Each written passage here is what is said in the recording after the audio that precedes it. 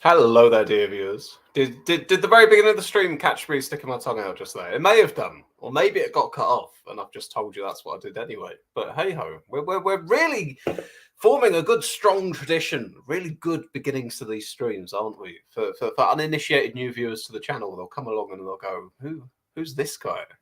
They probably do that anyway. Anyway, have you had a good Christmas? I hope you have. I hope you've had an enjoyable festive season. We are here for the tail end of the year, doing a little bit of our trademark soft content to finish the year off, which means we have the final part of the BBC Quiz of the Year to do.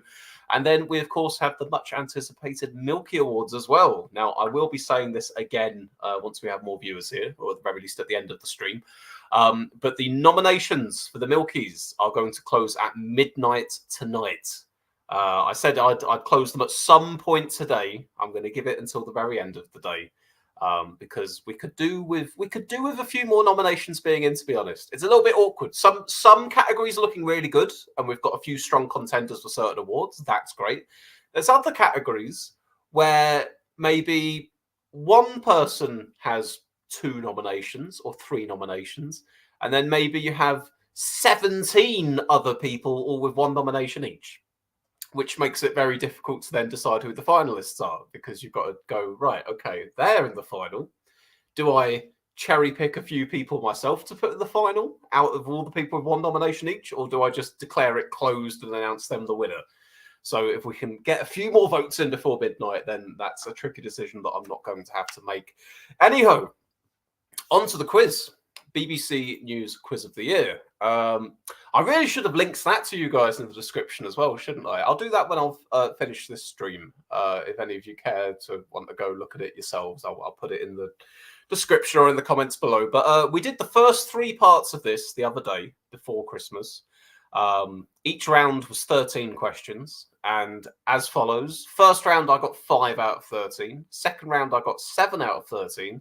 Third round, I got 7 out of 13 again, which gave me a total score so far of 19 out of 39, just shy of half of the answers right. And that's my goal. That's my benchmark. I want to at least get half of them right. So it all comes down to the final round of the quiz here. Depending how I do on these final 13 questions, that will be whether I achieve my goal. And of course, dear viewers, I hope some of you have been playing along at home as well. I assume some of you watched the previous part. You may have been keeping track of your scores. If you end up watching this one and then you have a final score yourself as well, feel free to comment it below the video if you're not here live to watch it. So, without further ado, I'll tell you what, just very, very quickly, I'm going to share the link to this. Oh, I've got adverts playing on it already. Wonderful. I'm going to share the link to this stream on Twitter here. There we go. Nice. All right, then. All right. Well, we're going to get going. I don't know what you guys are doing at 5 p.m. on Wednesday, the 27th of December. Oh, that said, there's now 2 of you here. We will press on, nonetheless, for the benefit of those who are not watching. Well, nobody's watching live at the moment, but for the people watching later, you don't want me hanging about for all that. Oh, Cameron's here. Hello there, Cam. Happy Kwanzaa, says Cameron. Happy Kwanzaa to you, Mr. Hickman.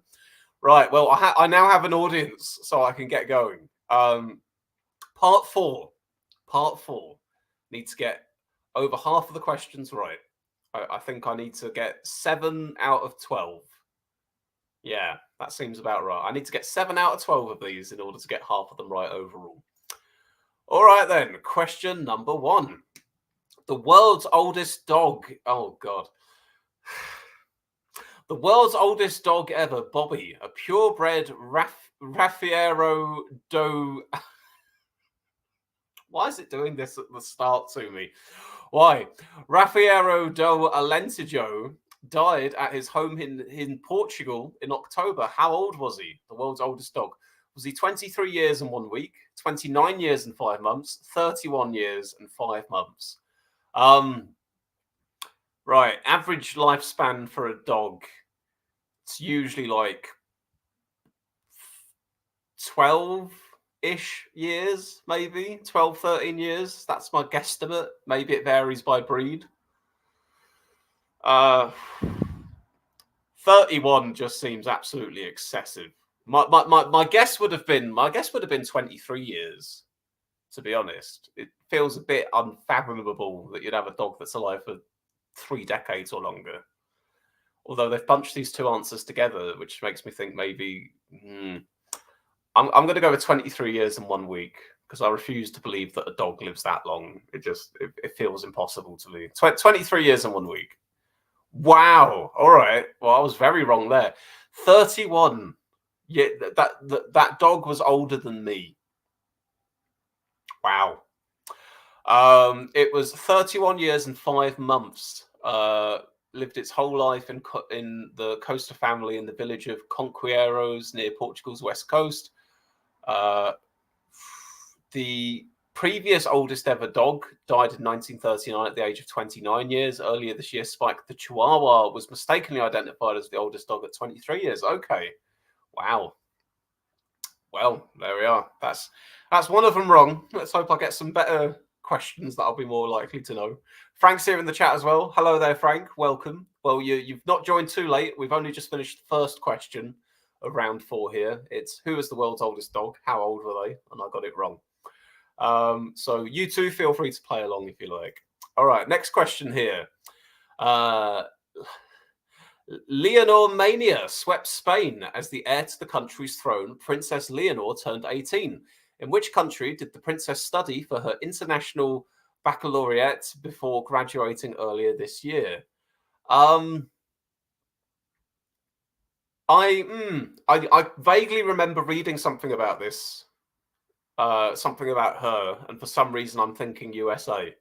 So it's going to be quite embarrassing if I'm wrong, saying, here's me thinking that I remember. But I want to say USA. Something about USA feels right to me. Shit, it was Wales. It was Wales. In May, she graduated from the UWC Atlantic, a boarding school in the Vale of Glamorgan, where she had been studying for 2 years. Well, okay, great, good for her. That just means that I've got to okay, yeah, I've just got to get more of the remaining questions right. It can still be done. 7 out of 11. It's hypothetically possible. Next one. An epic battle between 2 Nubian ibexes was among the winners in the annual Wildlife Photography of the Year Awards. Wow, I do live under a cultural rock, don't I? But for what image did the laureate Ballista win the grand prize? Was it a ball of male bees trying to mate with a female, a crab and 3 fish, or group of fish spawning? Any guesses, guys? I'm actually going to welcome your guesses this time. Feel free. Have I seen this image? Would it have flashed up on a screen at me at some point? A ball of male bees. I don't think I remember seeing that. Fish spawning, a crab and 3 fish. I'm leaning towards a crab and 3 fish. No, I don't know the answer for sure at all. I feel that maybe if I'd seen at some point something saying this has won the award for best photography, wildlife photography photo, and it was a ball of bees, that would have stuck in my mind.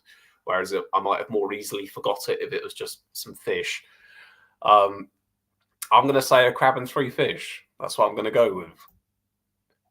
There we are. And I don't recognize that picture at all. But hey, we had a 33.3 reoccurring % chance of getting that right, and I had to get one sooner or later. It's the third question as well. So this is basically as good as me guessing. I'm getting the amount that a monkey would get if he was just pressing random buttons. But hey, that might carry us through with a little bit of knowledge alongside as well. All right, then. It was the crab and the fish. Question 4. Turner Prize-nominated artist David Shrigley pulped 6,000 unwanted copies of a best-selling novel and republished them as George Orwell's novel 1984. But what was the book that got fed into the shredder? Was it 50 Shades of Grey, the Da Vinci Code, or Twilight? Interesting, right? So he pulped a bunch of books and then used that pulp as new paper to publish 1984, and that was his art statement. Then, what did he pulp? What would you pulp as a statement if you wanted to make some kind of a statement about something? Twilight. I'm no. I've met. If you're trying to make some kind of a statement, Da Vinci Code about what kind of statement are you making about the Da Vinci Code? I don't know. 50 Shades of Grey, maybe a commentary on, popular erotic fiction should be replaced by something with more substance, such as 1984. There's obviously some reason to his thing that he's doing there with whatever book he's picked. It couldn't be Twilight, just if he was going to go, Twilight shit. They should be reading 1984 instead. So I'm feeling either 50 Shades of Grey or the Da Vinci Code. And actually, if I'm dismissing Twilight for that reason, maybe I should dismiss 50 Shades of maybe the Da Vinci Code. Because I don't know. Something to do with truth, something to do with the Da Vinci Code. Did it have people believing falsehoods to do with the contents of the book? And maybe 1984 is a statement on that, with truth being malleable. Something. That's my vague reasoning that I'm going for here. Quickly in the chat, Cameron Hickman says that is not a proper crab. Horseshoe crabs are false crabs. Thank you for that, Cam. And Frank says thumbnails made twist. You know where to find it. Fantastic. Thank you very much, Frank. Right, I'm going to go with the Da Vinci Code then, guys. I'm going to say it's some kind of a statement about truth. Ah! It was the Da Vinci Code. Shrigley hatched the plan back in 2017 when he heard that an Oxfam shop in Swansea had so many copies of the conspiracy thriller, it had stopped accepting them. He then set about collecting as many as he could. Shrigley's 1984 edition went on sale in the same Oxfam. Each of these 1,250 copies was unique, cost £495, and came complete with a signed numbered print. It's not literary criticism. Shrigley told the BBC, it's almost as if the decision to use the Da Vinci Code was made for me. It was my decision to make 1984. I still think it's a really important book for people to read. Okay, so the fact it was the Da Vinci Code was not necessarily a deliberate thing on the fact it was the Da Vinci Code. It just so happened that there was a lot of Da Vinci Codes lying about. Oh well. My logic arrived me at the right answer. Who am I to complain?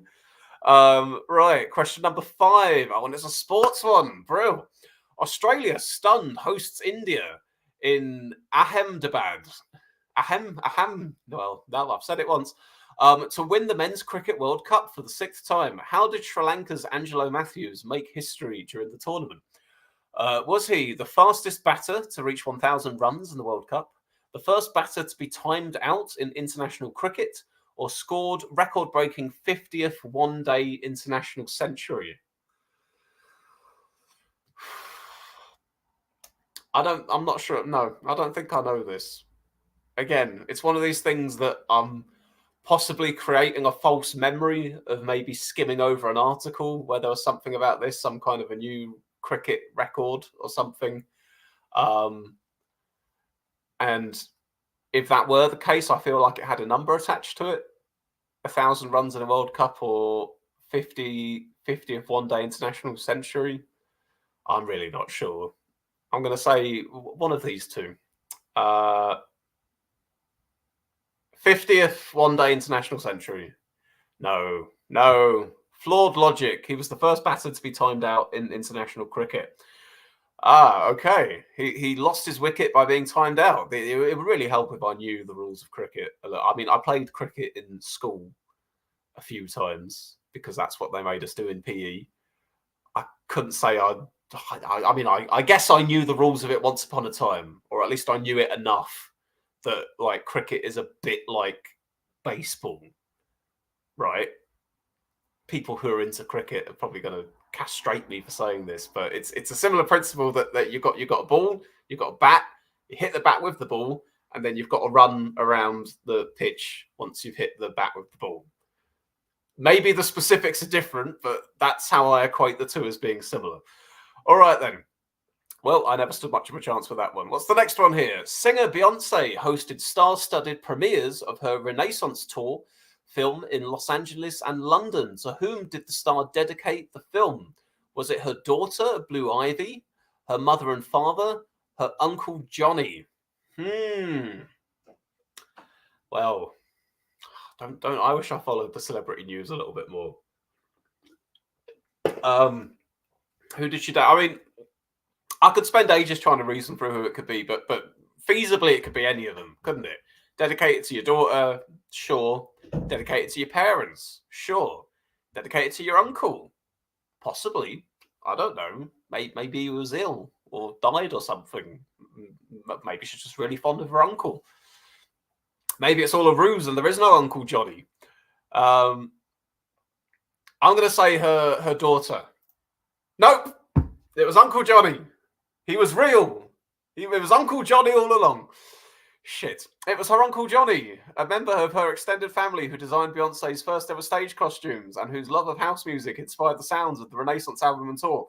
Uncle Johnny, real name Jonathan Williams, died near the start of Beyonce's career from an AIDS-related illness, and the star devotes a portion of the film to him and his influence on her. The Renaissance tour took $458 million at the box office over the course of 56 shows in 39 cities.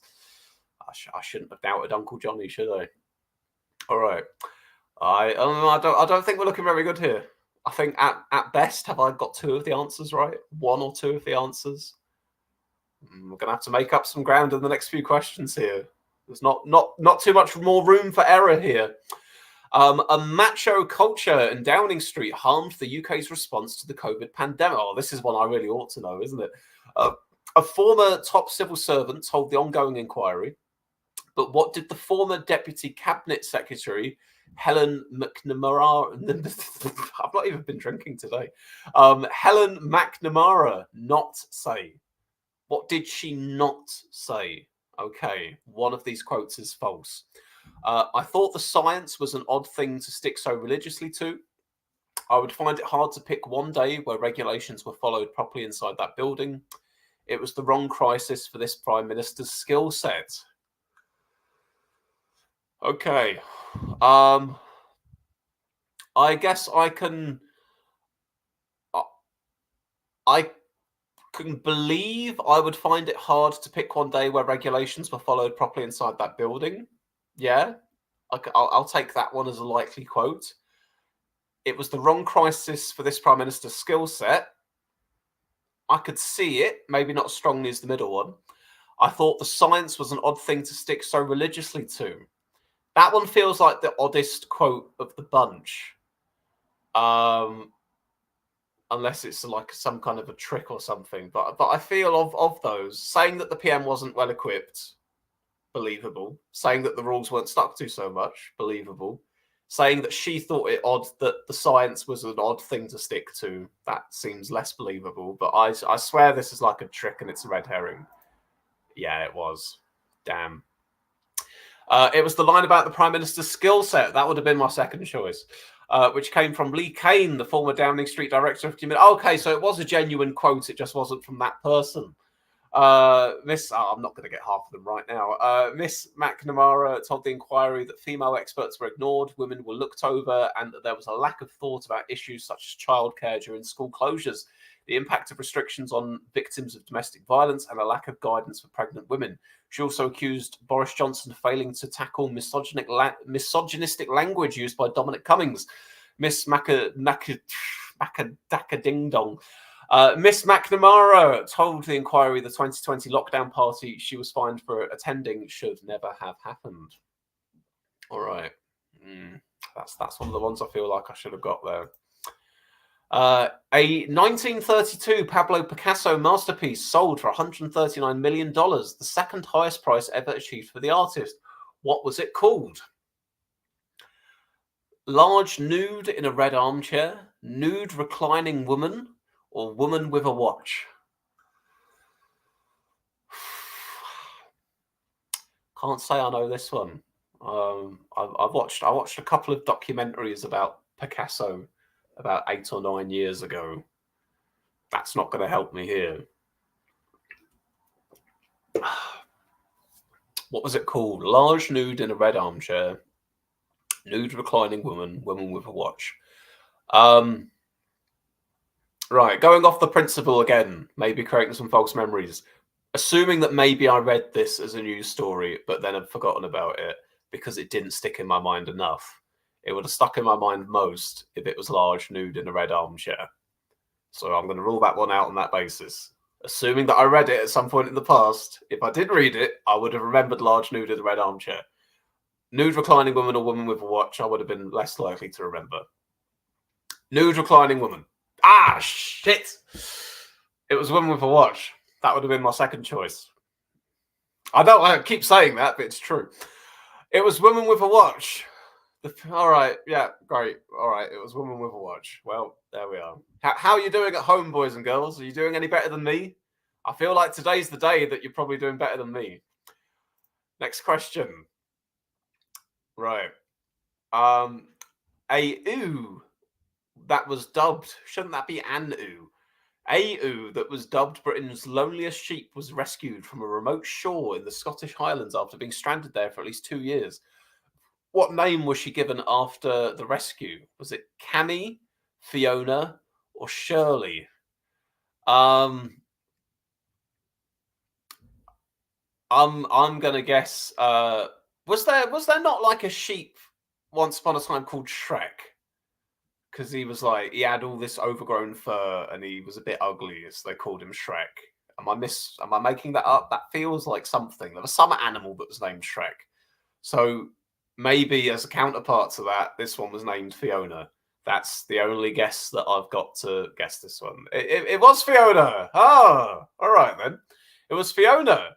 Kayaka, again, unless of course there's no rhyme or reason to this, nothing to do with the Shrek thing. It's just that thing of a monkey pressing one of 3 buttons and every now and then getting it right.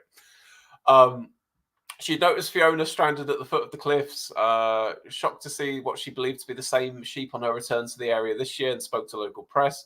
Sheep shearer and BBC presenter Cammy Wilson then organised a rescue party. Fiona was later moved to a new permanent home. Okay, well that's one right. That's something, I suppose.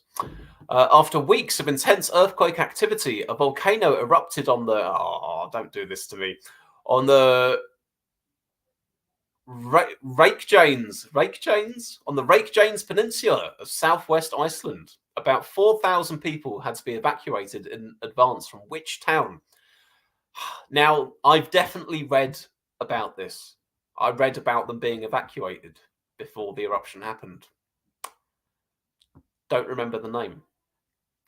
Grindavik, Husavik, Kefalik.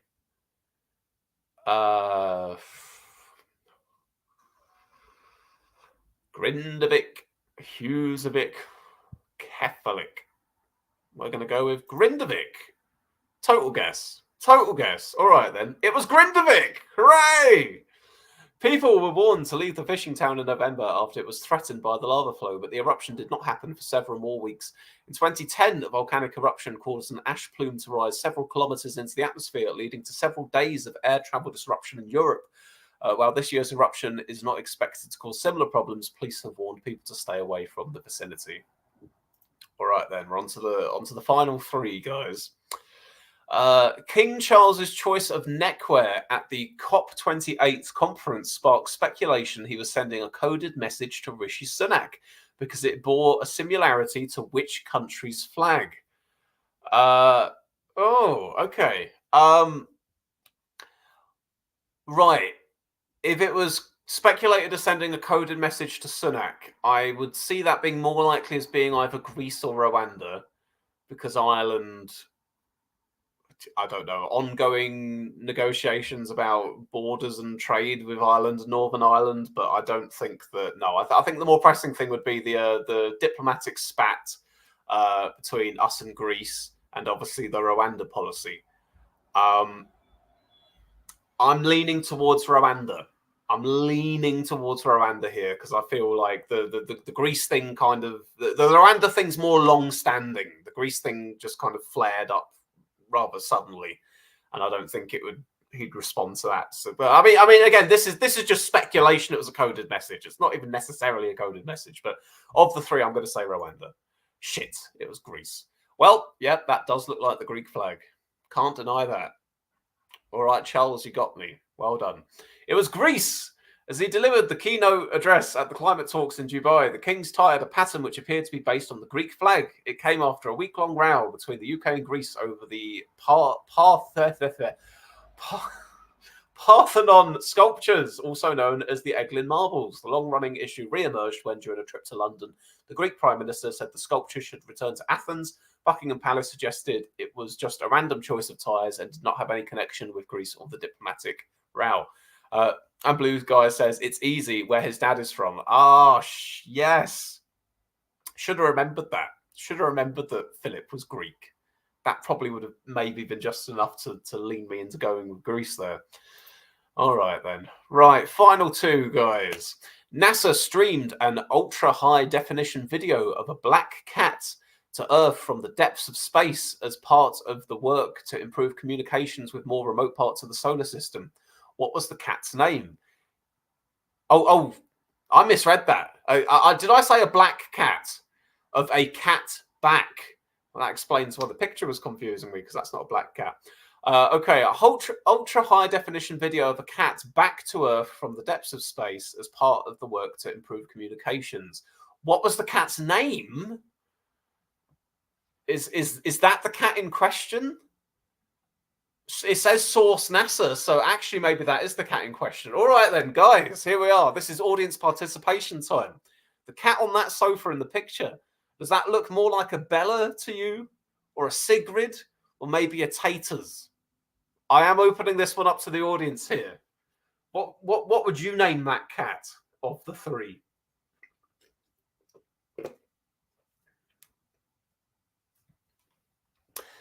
Now, is it potentially a cat owned by a NASA employee? Is that a possibility? I'm just reaching here. But if it was, is there any more likely one name versus another that a NASA employee would call their cat? Is Sigrid, is that a astronomical type name? Is there some star cluster out there called the Sigrid 9 system or something? It's going to be called fucking Taters, isn't it? Right. Any guesses, guys? Any guesses here? Any speculation at all? Otherwise, I'm just going to go with Sigrid is jumping out at me, so I'm gonna go with Sigrid. All right. Watch it be Taters. Sigrid. Shit, it was Taters as well. Oh dear. You know, I should stop picking the wrong answers and start picking the right answers that I tell you it's going to be. It's Taters. The 15-second clip of Taters the cat was sent via laser and fittingly shows it chasing a laser beam. I'm not reading any more of that. I don't care. Bella set a new world record for the loudest purr. Whatever. Final question. Put me out of my misery here. It's pop star Taylor Swift. Pop star Taylor Swift was named Time Magazine's Person of the Year.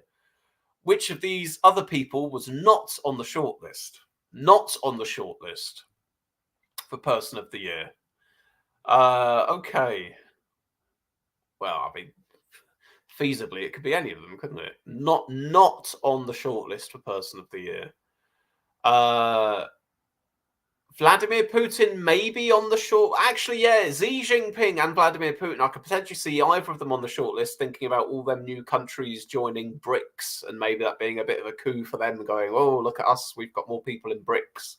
Maybe Elon Musk. But Elon Musk did some space launches this year, didn't he? I'm trying not to think about his Twitter, now called X infamy. I'm trying to think about his space launches, and maybe that might have got him on the shortlist. So maybe it would have been Xi Jinping or Vladimir Putin. Politically, maybe they wouldn't go with Vladimir Putin. I mean, I know Time Magazine made literally Hitler Person of the Year once upon a time. So maybe politically isn't the best way of doing it. I don't know. But maybe they'd give it to Xi Jinping then. He's the biggest economy of the BRICS bunch, if I'm trying to assign bricks as having any meaning to it. So I'm going to say Vladimir Putin was the one not on the shortlist. Nope, it was Elon Musk. Well, what do I know? It was Elon Musk who won the title in 2021. Swift, whose eras broke tour box office records and provoked an inquiry into Ticketmaster sales practices, also follows the likes of Barack Obama, Greta Thunberg, and Volodymyr Zelensky. The award goes on to an event or person deemed to have the most influence over global events over the past year. And they picked Taylor Swift. As well as Mr. Z and President Putin, this year's other nominees were Hollywood strikers, OpenAI boss Sam Altman, and lawyers prosecuting Donald Trump, Barbie, and King Charles III. Wow. I'm not even going to dive into my criticism of the criteria for these lists. I'm not in charge of Person of the Year. All right, then. Let's see the score. It's not going to... I think this is my worst one yet, to be honest with you. Nope, it's 4. Yes, that is my worst one yet. It's quite shocking, actually. 4 out of 13. All right, then. Let's jot that one down, then. 4 out of 13, which, if I do my maths, gives me a final score in total of 23 out of 52. And if I was going to have got half or more right, I would have needed 26 out of 52. So I suck. I have failed this year and it wasn't a very high bar I was setting myself. I wasn't saying get 3/4 of them right, or God forbid, get all of them right. I just wanted to get half of them right. And I failed. Oh well. Well, dear viewers, did any of you do any better? I am, of course, aware that there are plenty of you who watched the first part of this who will be seeing this part after it's gone out live. So maybe you've kept score of how you did in the first round. Maybe you've kept score of how you've done in this round. As I say, drop it in the comments down below. Tell me if you've done better than me in this round or overall. I'm sure some of you out there have, as long as you've not been cheating with Google. Final word to you guys then. I said this at the top of the stream. I'll repeat it once more. The nominations for the Milky Awards are still open, and they will be open until midnight. I am keen to get a few more nominations in, if possible, from any of you who haven't yet nominated. So if that's one of you listening to this right now, I want you specifically to go do it, please. And that's because as we've got plenty of responses and a lot of the categories are looking very good, and we've got lots of finalists ready for the finals. But there's a handful of categories where we maybe have 1 or 2 front runners, and then we have about 20 odd different selections that all have 1 nomination each. And that makes it really tricky for me to decide a full set of 4 finalists for each award, when I'm essentially going to have to intervene myself and cherry pick some people out, which I'd prefer not to do. I'd prefer it to be, the will of the people. Frank says, is this the last stream of the year, Swiss? Have a good 2024 and the rest of 2023. This is, no, this is not the last stream of the year. Fear not. You will most definitely be getting a stream from me just to announce the finalists for all the Milky Award categories. And then perhaps the Milky Award finals themselves might come at the very end of the year, or failing that, at the very beginning of the new year. But you'll get 1 more stream from me at least, probably tomorrow. But if not tomorrow, certainly before the end of the year. Anyway, guys, thank you for joining me for the BBC Quiz of the Year. I hope some of you out there watching had fared better than I did with it. But hey ho, 23 out of 52. That's one to beat for a year's time, I suppose. Have a good night. Catch you all later on. Ta-ta.